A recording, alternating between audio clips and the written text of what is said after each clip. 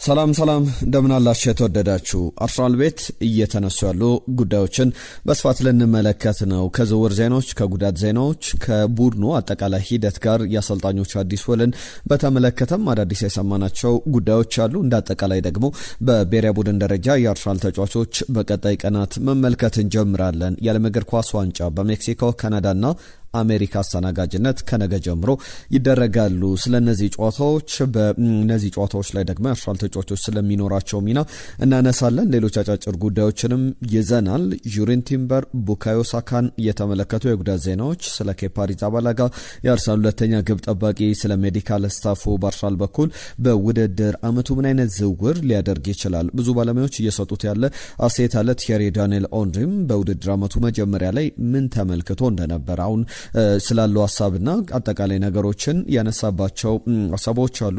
ሌጀንደሪ የሚባሉ ተጫዋቾች ጋርም የአርሰናል ተጫዋቾች አሁን ከፕሪሚየር ሊግ ድል በኋላ እየተነጻጸሩ ይገኛሉ። አንድ ጥያቄ ግን ለእናንተ ላቅርብ። የአርሰናል የውድድር አመት እንግዲህ ከመጀመሩ በፊት የአርሰናል የተጫዋቾችን ጉዞ እንመለከታለን። በስፔን ብሔራዊ ቡድን ውስጥ ወሳኝ ተጫዋቾች ያሉ ሚኬል ሜሬኖ፣ እነ ዳቪድ ራያ እንዲሁም ደግሞ ማርቲን ዙቢሜንዲ። በእንግሊዝ ብሔራዊ ቡድን አራት ተጫዋቾች ያሉ በረቼ ኤዜ፣ ሌሎችም እነ ቡካዮ ሳካ እና ዴክላን ራይስ እንዲሁም ደግሞ ኖኒ ማዱዌኬም ይጠቀሳሉ። በኔዘርላንድ ብሔራዊ ቡድን በኩል በእርግጥ ጁሪን ቲምበር በጉዳት ምክንያት ከብሔራዊ ቡድኑ ውጭ ይሆናል። በቤልጅየም ብሔራዊ ቡድን ሊያንድሮ ትሮሳርድ፣ በስዊድን ብሔራዊ ቡድን እነ ቪክተር ዮኬሬሽን መጥቀስ ይቻላል። ወደ 16 ያክል ተጫዋቾች አሉ። ፒየሮ ኤንካፒያ አለ በኤኳዶር ብሔራዊ ቡድን በኩል። በብራዚል ብሔራዊ ቡድን በኩል ገብርኤል ማርሼሊ እና ገብርኤል ማጋሌሽን እንመለከታለን። ብዙ ስሞችን መጥቀስ ይቻላል። በየብሔራዊ ቡድኖቻቸው ያላቸው ኃላፊነት በፈረንሳይ ብሔራዊ ቡድን ዊሊያም ሳሊባ ይጠቀሳል። ሌሎችም በጉዳት ምክንያት አንዳንድ ተጫዋቾች ከስብስብ እነ ሪካርዶ ካላፊዮሪ ደግሞ የጣሊያን ብሔራዊ ቡድን ዓለም ዋንጫ ላይ ባለመገኘቷም ብቻ ከስብስብ ውጪ ወይም ከዚህ ከዓለም ዋንጫ ውጪ የሆኑ ናቸው። እንደ አጠቃላይ ግን አንድ ጥያቄ አንስቼ ልጀምርላችሁ። በአርሰናል ቤት 7 ተጫዋቾች አሉ የዓለም ዋንጫን ያሸነፉ። በአርሰናል ተጫዋች ያሉ 7 ተጫዋቾች አሉ ዓለም ዋንጫን ያሸነፉ። እነዚህ ተጫዋቾችን እስቲ የምታስታውሷቸውን ጥቀሱልን። መጨረሻ ላይ ስሞቹን እናነሳላችኋለን። በአጠቃላይ በሂደት የሚነሱ በአመታት ከ1966ቱ የእንግሊዝ ብሔራዊ ቡድን ድል ጀምሮ ብዙ ስሞች ይጠቀሳሉ። 7 ተጫዋቾችን እናነሳቸዋለን። ከዛ ውጪ ግን በአርሰናል ቤት ያሉ የዝውውር ዜናዎችን በስፋት እንመለከታለን። ከብሔራዊ ቡድን ዜናዎች ጋር በተያያዘ እዚሁ ላይ አንዳንድ ጉዳዮችን ጠቀስ አድርገን እንለፍ። የጁሪን ቲምበር ጉዳይ ከብሔራዊ ቡድኑ ውጪ መሆን በጣም የሚያሳዝን የሚያበሳጭ ነው። ጁሪን ቲምበር በኢንስታግራም ገጹ ላይ በጣም ተከፍቻለሁ፣ ዓለም ዋንጫ ላይ አገሬን በትልቁ መድረክም ባለም መድረክም አገሬን መወከል አገሬን ማገልገል ትልቁ ህልሜ ነበር፣ ነገር ግን አልሆነም፣ ፈጣሪ አልፈቀደውም። ፈጣሪ በሚፈቀድ ጊዜ ደግሞ እንግዲህ ተስፋ አደርጋለሁ ወደፊት በዚሁ በተመሳሳይ መድረክ ላይ አገሬን በትክክለኛው ሰዓት ላይ እንደምወክል እና ለኔዘርላንድ ብሔራዊ ቡድን ተጫዋቾች መልካሙን ሁሉ እመኝላችኋለሁ ብሏል። እንግዲህ አገራችንን አኩሩ ብሎ መልእክቱንም አስተላልፈዋል በማህበራዊ ትስስር ገጹ ላይ። ትንሽ የሚያስከፋ ይመስላል የሱ ከብሔራዊ ቡድን ውጪ መሆን። የቡካዮ ሳካን ጉዳይ በተመለከተ አሰልጣኝ ቶማስ ቱዌል ያነሱት ጉዳይ አለ። ቡካዮ ሳካ ከነህመሙ 100% ሙሉ ጤነኛ ሳይሆን እየተጫወተ ይገኛል። አሁንም መጫወት ይችላል። ዲስኮምፈርቶች አሉ፣ ምቾቶች አይሰሙትም። በውድድር አመቱ መጠናቀቂያ ላይ ጭምር ያንን ነገር ተመልክተናልና ለወራት በዛ ህመሙ ውስጥ የአርሰናል ሜዲካል ስታፍ ቴክ ኬር እያደረገው ልምዶችንም በቀነሰ መንገድ ሲዘጋጅ ጨዋታዎችን ብቻ እያከናወነ ቀጥሏል። ከኛም ጋር በተመሳሳይ እንቀጥላለን። ቡካዮ ሳካ አሁን ያለበትን ደረጃ ተከታታይ ቀናት ላይ ልምድ የሚሰራ እንደ ሌሎች ተጫዋቾች ሙሉ የማች ፊትነስ ላይ ተገኝቶ አይደለም ውድድር አመቱን ያከናወነው የሚል ነገሮችን አንስተዋል አሰልጣኝ ቶማስ ቱዌል። ዛሬ የእንግሊዝ ብሔራዊ ቡድን የሚያደርገው ጨዋታ አለ። በብሔራዊ ቡድኑ ላይ የሚደረገውን ጨዋታ በተመለከተ ምናነሳቸው ነጥቦች ይኖራሉ። ነገም በብሔራዊ ቡድኑ በኩል ጥሩ ግልጋሎት እየሰጡ ያሉ ተጫዋቾች መካከልና ዴክላን ራይስን የመጀመሪያው ጨዋታ ላይ አልነበሩም። የፕሪ ቶርናመንት ከዓለም ዋንጫው በፊት የሚደረግ የመጨረሻ ዝግጅት ጨዋታ ነው። እንግሊዝ ምሽት 5 ሰዓት ላይ ከኮስታሪካ ጋር ትጫወታለች። በዚህ ጨዋታ ላይ ደግሞ እነ ቡካዮ ሳካን፣ ኖኒ ማዱዌኬን፣ አበራቻ ኤዜን እንመለከታቸዋለን ተብሎ ይጠበቃል። አርሰናል ሊያስፈርመው ይችላል ተብሎ የሚጠበቀው ሞርጋን ሮጀርስንም ለመመልከት ጥሩ ድል ይሆንላቸዋል። አርሰናል ደጋፊዎች በደንብ እንድትመለከቱት የኛም ግብዣ ነውና የአርሰናልና የቡካዮ ሳካ ውሳኔ ነበር ይላሉ ቶማስ ቱዌል። ተጫዋቹን ከነ ህመሙ ከነ ዲስኮምፈርቱ ለማጫወት የተጫዋቹም ውሳኔ ነውና ቢልድ አፑ ላይ በነበረው ሂደት ላይ በአርሰናል ስኬታማ አመት ላይ በአትሌቲኮ ማድሪድ ላይ ለምሳሌ የነበረው ሚናን ተመልክተናል። አርሰናልን ወደ ሰሚፋይናል ከሰሚፋይናል ወደ ፋይናል ያሳለፈ ጥሩ ግልጋሎትም የሰጠበት ጨዋታ ነውና ባለፉት ቀናት ላይ ከኛ ጋር አልነበረም። ከዛ በኋላ ወደ ብሔራዊ ቡድኑ ተመልሷል። ሁሉንም ቀናት ግን ልምድ እየሰራ አይደለም የሚል ማረጋገጫ አይነት አስተያየታቸውን ሰጥቷል። በቀጣይ ቀናት በሙሉ ጤንነት ወደ ብሔራዊ ቡድኑ እንዲመለስ ምኞታችን ነው። ከቡካዮ ሳካ ጋር በተያዘ ቡካዮ ሳካን በተመለከተ የተለያዩ ሰፓሬት የሚባሉ ጉዳቶች ነበሩበት። 3 የተለያዩ ጉዳቶች በያዝነው የውድድር ዘመን የፊትነስ ችግር ለረጅም ሳምንታት ሲያስቸግረው ነበረ። ለወራት 4-5 ወራትን በፊትነስ ችግር 100% በሙሉ ጤነኝነት ላይ ሳይገኝ የተጫወተበት ነበረ። እንደዛም ሆኖ ግን 11 ግቦችን አስቆጥሯል። 8 ለግብ የሆኑ ኳሶችን አቀብሏል። በሁሉም ውድድሮች ላይ ወደ 19 የግብ ተሳትፎ ነበረው ማለት ነውና ይህ ቀላል የሚባል አይደለም። ሙሉ ለሙሉ ማች ፊትነሱ ላይ ሲደርስ በሚቀጥለው የውድድር ዘመን ደግሞ በቀይ መስመር ቦታ ላይ ቦታውን በደንብ ማስከበር የሚችል አርሰናልን አንድ ደረጃ ከፍ ማድረግ የሚችል ተጫዋች እንደሚሆን ያለምንም ጥርጥር መናገር ይቻላል። በሊጉ ላይ ለምሳሌ ቻንስ ክሬትድ በሊጉ 6ኛው ምርጡ ተጫዋች ነው የግብ ድሎችን በመፍጠር ረገድ። ከዛ ውጪ ደግሞ የአራተኛ ደረጃ ላይ ይቀመጣል በኤክስፔክትድ አሲስት በማስመዝገብ። እንግዲህ እንደ አርሰናል ሌጀንደሪ ተጫዋች ጥሩ የውድድር ዘመን እያሳለፈ ነው ብሎ መናገር ይቻላል። የቡካዮ ሳካን ጉዳዮች እዚህ ላይ ካጠናቀቅን ሌሎች የብሔራዊ ቡድን ጉዳዮችን ደግሞ ቀጣይ እናነሳለን። ቡካዮ ሳካን ብቻ አይደለም ዊሊያም ሳሊባን፣ ሌሎች አርሰናል ተጫዋቾችም በዚህ ሂደት ላይ የሚጠቀሱ ናቸው። ያነሳውላችሁን ጥያቄ ግን እየመለሳችሁ እየተሳተፋችሁ አብራችሁን ቆዩ። ይህንን ቪዲዮ ላይክ አድርጉልን። ቪዲዮቻችን እንደምንፈልገው ብዙ ሰው ጋር እየደረሰ አይደለም። ላይክ አድርጋችሁ ጀምሩ። የአርሰናል 7 ተጫዋቾች አሉ 1996 1998 1998 አንደኛው የመጀመሪያው ይቅርታ 1966 ላይ ነው። 2010 2014 ላይ ደግሞ 3 ተጫዋቾች ከአንድ ብሔራዊ ቡድን የአርሰናል ተጫዋች ሆነው የዓለም ዋንጫውን አሸንፏል። እነዚህ ተጫዋቾችን በተመለከተ ሀሳብ አስተያየቶቻቸውን ጻፉልን። አርሰናል ስለሚያደርጋቸው ዝውውሮች እየተሳተፈባቸው ስላሉ ጉዳዮች እናንሳ። በዛ እናንተንም ምላሾች ጥያቄዎች ምላሽ እንሰጥባቸዋለን። ለምሳሌ ትናንትና አያነው ሙሉዓለም ያነሳልን ጉዳይ አለ። በተለይ የዝውውር ጉዳዮች ላይ ብዙ ስሞች ይነሳሉ፣ ነገር ግን አብዛኞቹ ዝውውሮች እየተጠናቀቁ አይደለም የሚል ጥያቄን አንስቶልናል። እሱንም ምላሽ እንሰጥበታለን። አርሰናል ጀርሚ ሞንጋን እንዲሁም ደግሞ ጀርሚ ሞንጋን ከሌስተር ሲቲ ኤማኑኤል ምቤምባን ደግሞ ከፓሪስ ሰን ጀርመን የሚያስፈርም ከሆነ እነዚህ ዝውውሮች አርሌ የሚጠናቀቁ ከሆነ ምን አይነት ዝውውሮች ሊሆኑ ይችላሉ? ፓሪስ ሰን ጀርመንን የታችኛውን ቡድን በአምበልነት የሚመራ ጀርሚ ሞንጋ ደግሞ የእንግሊዙ ኦዝማን ዴምቤሌ ተብሎ የሚጠቀስ ተጫዋች ነውና በአርሰናል ከ10 ዓመት በላይ ዳይነስቲ ይኖራቸዋል። በጣም በትልቅ ደረጃ ማገልገል ይችላሉ ተብሎ የሚጠበቁ ናቸው። ዶመን ኩንቴሮ የተባሉት ሁለቱ ኢኳዶራውያን መንታ ወንድማማቾች አሉ። ሶሎሞንን አለ ማርሎን ሶሎሞን፣ እንዲሁም ሌሎችንም ወጣት ተጫዋቾች ከ18 ዓመት በታች የሆናቸው። እነዚህ ተጫዋቾች ደግሞ ቢያንስ አርሰናል 3ቱን በትልቅ ደረጃ ማብቃት ቢችል በዊሊያም ሳሊባ ደረጃ፣ በዴክላን ራይስ ደረጃ፣ በቡካዮ ሳካ ደረጃ ማብቃት ቢችል በደንብ የተዋጣለት ጊዜን ያሳልፋል። በሚቀጥሉት 10 ዓመታት ላይ በትልቅ ደረጃ ክለቡ ሊያገለግሉ የሚችሉና እነዚህ ተጫዋቾች ዝውውር ይጠናቀቃል ተብሎ ይጠበቃል። ሪካርዶ ካላፊዮሪን የተመለከተ ጉዳይ ላንሳላችሁ። ከሪካርዶ ካላፊዮሪ ጋር በተያዘ አርሰናል ለገበያ የሚሆን አይደለም፣ አይሸጥም፣ አይነካም እያለ ይገኛል። ይህን ዘገባ ይዞ የወጣው ጣሊያናዊው ጋዜጠኛ ጂያንሉካ ዲማርዚዮ ነው። ዝውውሮች ላይ ስሙ የገነነ ጋዜጠኛ ነው። በተለይ የጣሊያን ተጫዋቾች ላይ ምንጩ ሰፋ ያለ ነው። እንደ ዲማርዚዮ ዘገባ ከሆነ ጂያንሉካ ዲማርዚዮ አርሰናል ምላሹ ኢሚዲየት እና ምንም የሚያጠያይቅ አይደለም። ምንም አቬለብል አይደለም፣ ተጫዋቹ የሚሸጥ አይደለም። ሪካርዶ ካላፊዮሪ የሚኬል አርቴታ የሎንግ ተርም ፕሮጀክት ዋነኛው ቅድ ነው። በተለይ ጉዳቶች ያስቸግሩታል። ከጉዳቶች ውጭ ግን ተጫዋቹ ያለው ኳሊቲ በደንብ አርሰናል ቤት በጣም የሚታይ ነው። ዲፌንሲቭ ቨርሳታሊቲ አርሰናል ሲመጣ የቀይ መስመር ተከላካይ ሆኖ ተጫውቷል። ዘንድሮ የግራ መስመር ተከላካይ ሴንተር ባክ ሆኖ ቢጫወት ደግሞ እኔ እንደኔ ያላየነውን ሪካርዶ ካላፊዮሪ እንመለከታለን። ገብርኤል ማጋሌሽ ኖር እንጂ በዛ ቦታ ላይ ሊጫወት እንደመጣ እናውቃለን። ዝውውሩ ሲጠናቀቅ ከቦሎኛ 42 ሚሊዮን ፓውንድ አርሰናል የከፈለበት ዝውውር ሪያል ማድሪድ አሁን 60 ሚሊዮን ፓውንድ እያለ ይገኛል። አንዳንድ የአርሰናል ደጋፊዎች ደግሞ 80 ሚሊዮን ፓውንድ የሚቀርብ ከሆነ አርሰናል ቢሸጠው ጥሩ ነው፣ ጉዳቱ ጥሩ አይደለም የሚል አስተያየቶችን ይሰጣሉ።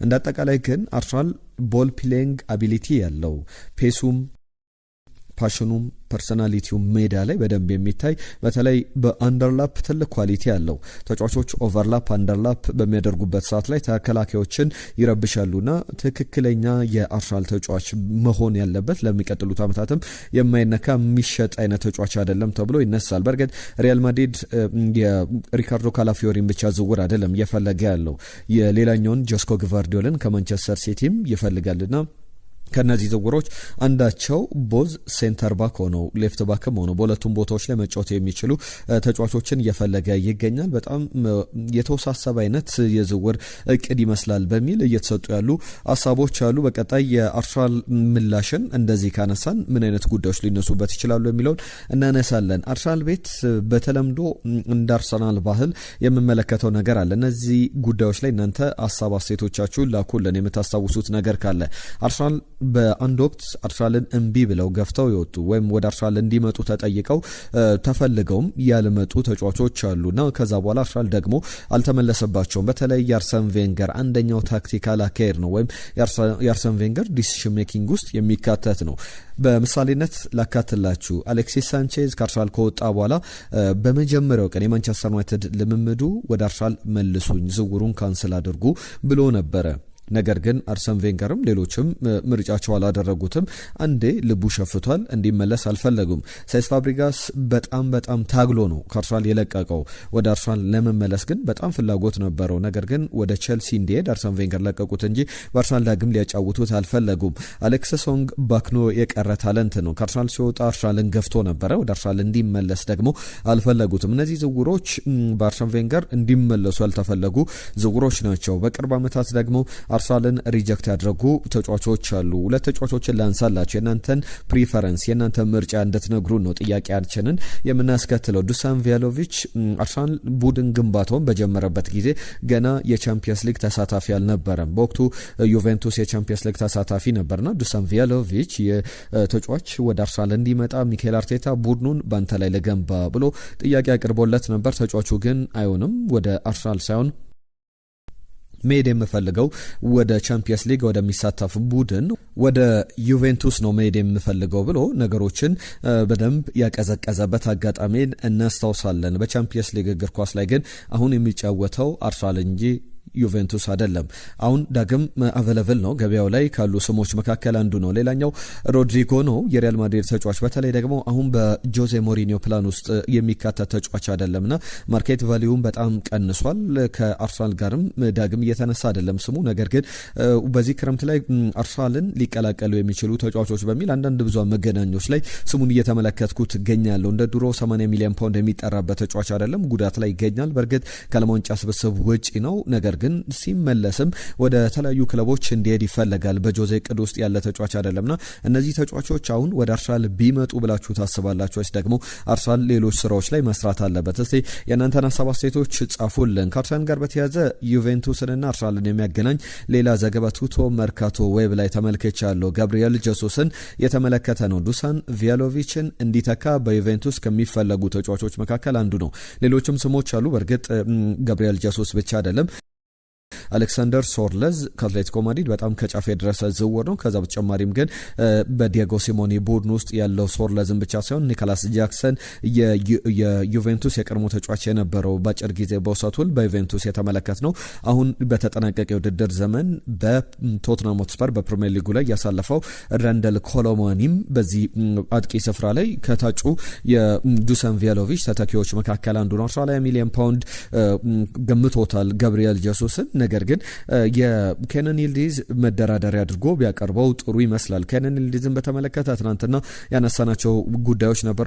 የመጀመሪያ ጥያቄ ተጫዋቹ አቬለብል ነው ወይ ብለው ነው ክለቦች የሚጀምሩት። የተጫዋች ይሸጣል ወይ ዋጋው ስንት ነው ሲባል የዩቬንቱስ የመጀመሪያ መልስ በጭራሽ ተጫዋቹ የሚነካ የሚሸጥ አይደለም ብለው የመለሱበትን አጋጣሚ ተመልክተናል። እንዳጠቃላይ ከአርሰናል ጋር በተያዘ ኬነን ይልዲዝን ለማስፈረም ፍላጎቶች እንዳሉ ይታወቃል። እንዳጠቃላይ ግን የሚነሱ የዝውውር እቅዶች አሉ አርሰናል ቤት።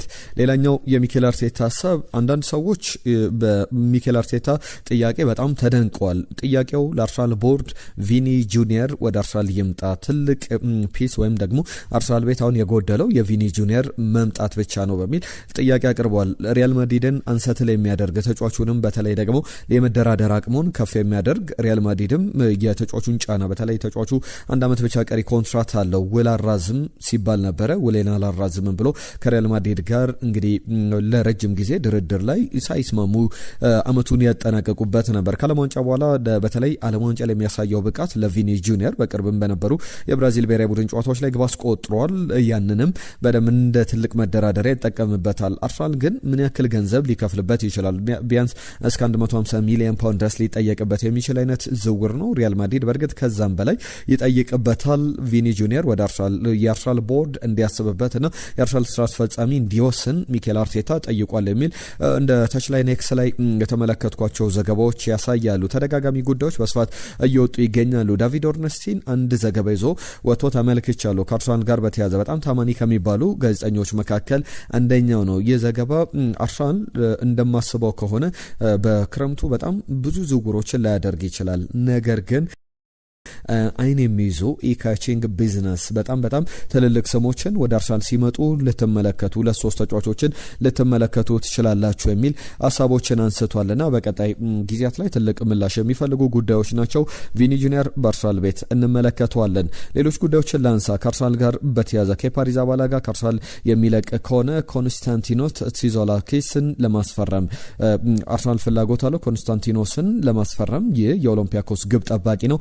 17.5 ሚሊዮን ፓውንድ የተገመተ ነው። የዳቪድ ራያ ተጠባባቂ፣ በረጅም ጊዜ ደግሞ የዳቪድ ራያ ቦታ የሚተካ አይነት ተጫዋች ይሆናል ተብሎ ይጠበቃል። በብዙ ክለቦች በጣም ሾት ስቶፒንግ ኳሊቲው እንደ ትልቅ አሴት የሚታይለት ተጫዋች ነውና ብዙ እየተባለለት የሚገኝ ተጫዋች ነው። ይህንን በተመለከተ በቀጣይም በአርሰናል ቤት አዲስ ጉዳዩ ነው እንመለከተዋለን ተብሎ ይጠበቃል። ከዝውውሮች ወጣ ብለን አንዳንድ ነጥቦችን እናንሳ። ከአርሰናል ጋር በተያዘ እየተነሱ ያሉ የአሰልጣኝ ቅጥሮችም አሉ።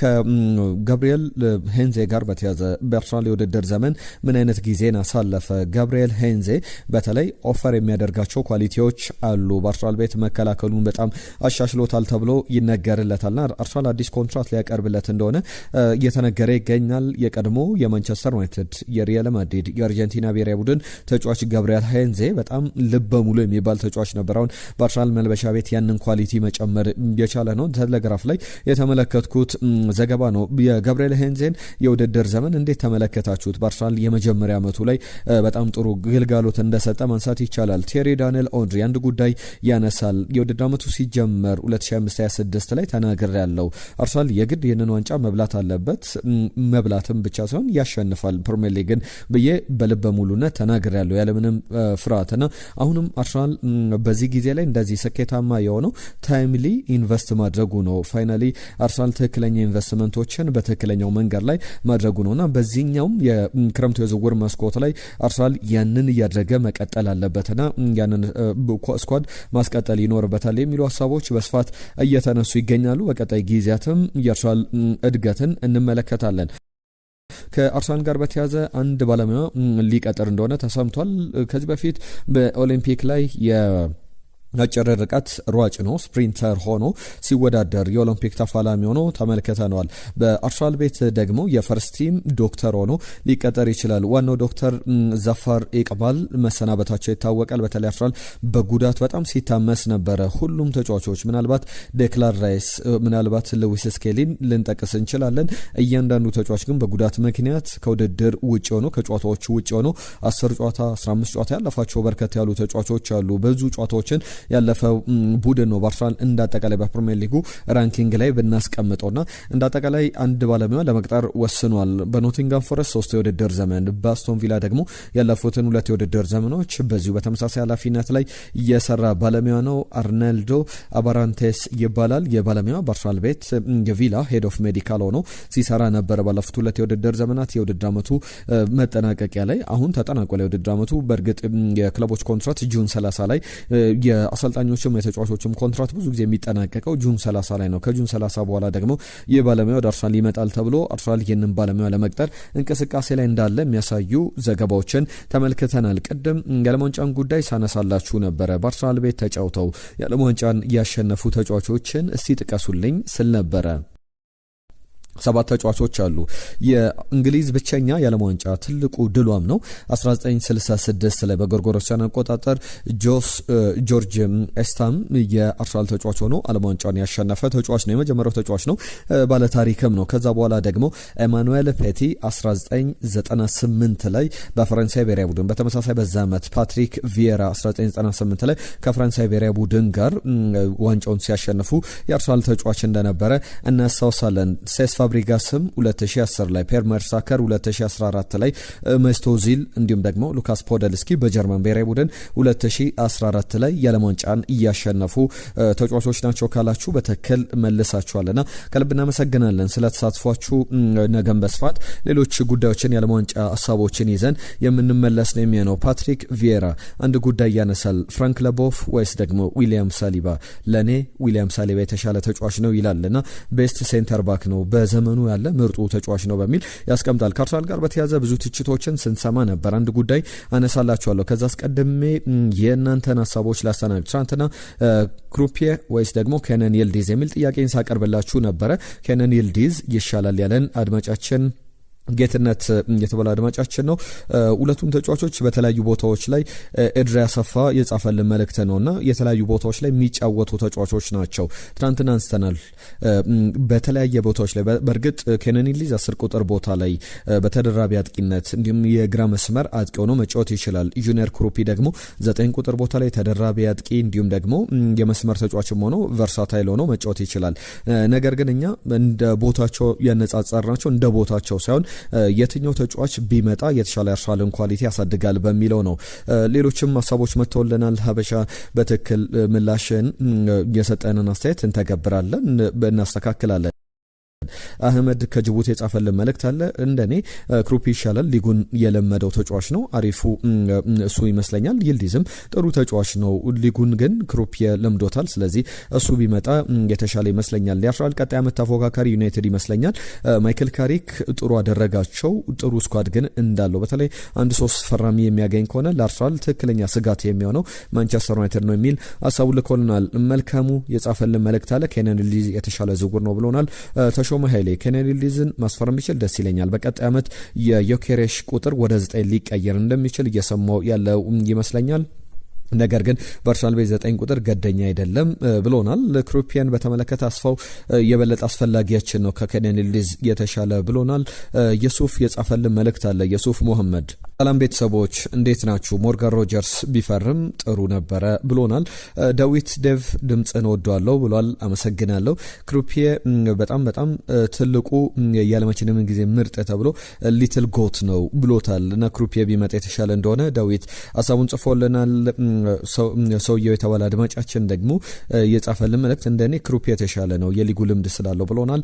በእምነት ጥበቡ ይልዲዝ የተሻለ ነው ግን መፍጠን አለበት ዝውውሩ የሚል ሐሳብም ልኮልናል። አብዱ ክሩፕ የተሻለ ነው ብሎናል። እናውን ወንትድ የተባለ አድማጫችን ደግሞ ይልዲዝ የተሻለ ነው የሚል መልእክቱን ጽፎልናል። ሁላችሁንም ስለሰጣችሁን ሐሳብ ከልብ እናመሰግናለን። ቆይታችንን እንደወደዳችሁ ተስፋ እናደርጋለን። ሐሳብ አስተያየቶቻችሁን አሁንም ጻፉልን። ይህንን ቪዲዮ ላይክ፣ ሼር፣ ሰብስክራይብ ያደርጋችሁ ቤተሰብነታችሁን አሳዩን። በአዳዲስ ጉዳዮች እንመለሳለን። ጤና ይስጥልን።